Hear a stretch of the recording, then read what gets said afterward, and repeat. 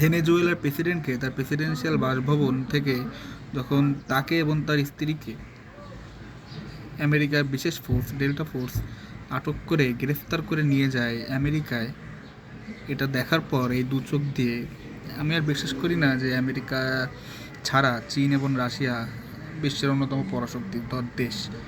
অন্তত আমেরিকার চেয়ে তারা পিছিয়ে আছে, এটা আমি এখন বিশ্বাস করি। কীভাবে?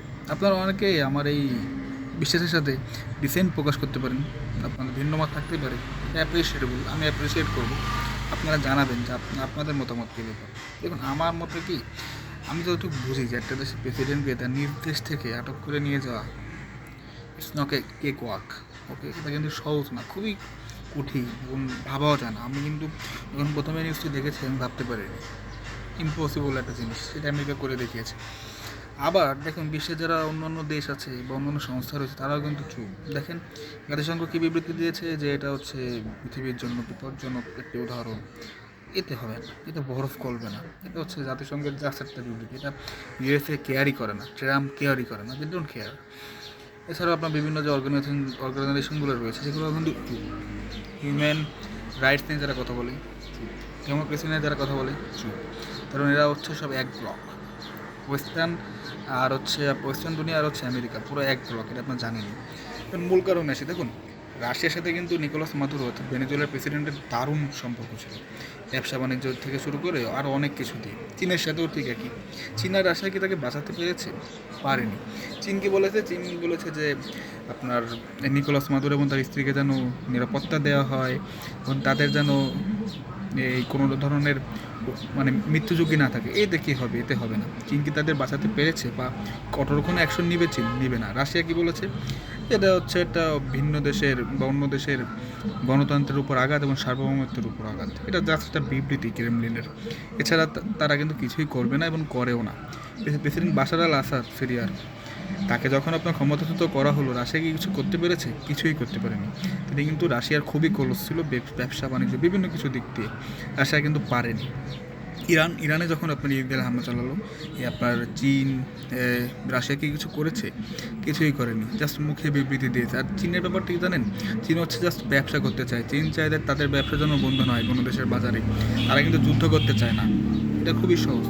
আর রাশিয়া দু একটা যুদ্ধ করে থাকে, কিন্তু রাশিয়া কিন্তু তাদের ইন্টারেস্ট ছাড়া অন্য কোনো যতই ভালো এলাই হোক তারা কিন্তু তার পক্ষে নামে না সশস্ত্রভাবে বা শক্তিশালীভাবে। তো আমার মতে আপনি ইউএসএর সাথে এলাই করতে পারেন। ইউএসএর সাথে এলাই করলে আপনি ট্রাস্টেড হবেন, কারণ ইউএসএ কিন্তু তারা যে এলাই রয়েছে কাতার, সৌদি আরব, তাদের দিকে কেউ চোখ করে তাকালে কিন্তু ইউএসএ তাদের চোখ উপড়ে ফেলবে, তারা বলেছে। সো আমি যতটুকু বুঝি ইন্টারন্যাশনাল অ্যাফেয়ার্স, আমার মধ্যে আপনি ইউএসএর সাথে অ্যালাই করাই এখন বেটার। হ্যাঁ, অনেকে বলবেন যে ইউএসএর সাথে অ্যালাই করা মানে শত্রুকে ঘরে নিয়ে আসা, ইটস ট্রু।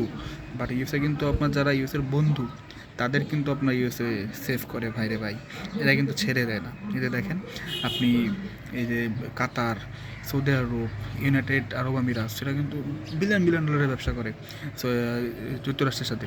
যুক্তরাষ্ট্র এদের আপনার সামরিক পার্টনারও, অর্থাৎ আপনি যদি এইসব দেশে আক্রমণ করেন, যুক্তরাষ্ট্রও আক্রমণ করার সামিল। বাপরে বাপ, মানে বুঝছেন ঘটনাটি। আর যুক্তরাষ্ট্র করবেও। যুক্তরাষ্ট্র এদের ইউরোপকে আপনার ন্যাটোর মাধ্যমে এই যে আপনার যে সমর্থন দিয়ে থাকে, এটা কি কম? সো রাশিয়া চীন কিন্তু এটা দিতে পারে না আমি বলবো না, সম্ভবত ছাড়া দিতে চায় না, বা তাদের ওরকম পরাক্রমশালী পাওয়ার এখনও হয়ে ওঠেনি। ইটস টাফ, বাট আমার মনে হয় 19-20 এখনও আমেরিকা একটু হলেও ওয়ান স্টেপ হলেও এগিয়ে আছে এই দুটা দেশ থেকে। আর চীন হচ্ছে মূলত ব্যবসা বাণিজ্যের দিকে ফোকাস করে, সে এক একটা দেশের এক একটা উদ্দেশ্য। তো যাই হোক, আপনি রাশিয়া এবং চীনের সাথে এলাই করার ক্ষেত্রে এখন অন্য দেশগুলো ভাববে আমার মতে, এবং আমেরিকার দিকে বেশি ঝুঁকবে এখন দুনিয়া, কারণ সবার মনে কিন্তু আতঙ্ক ছড়িয়ে গেছে।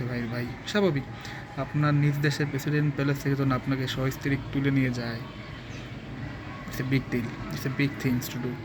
অ্যান্ড আমেরিকা বলে হয়তো বা সম্ভব, কারণ তারা 1980 সালেও কিন্তু পানামার প্রেসিডেন্টকে ধরে নিয়ে গেছিলো এই পানামা খাল বিরোধকে কেন্দ্র করে।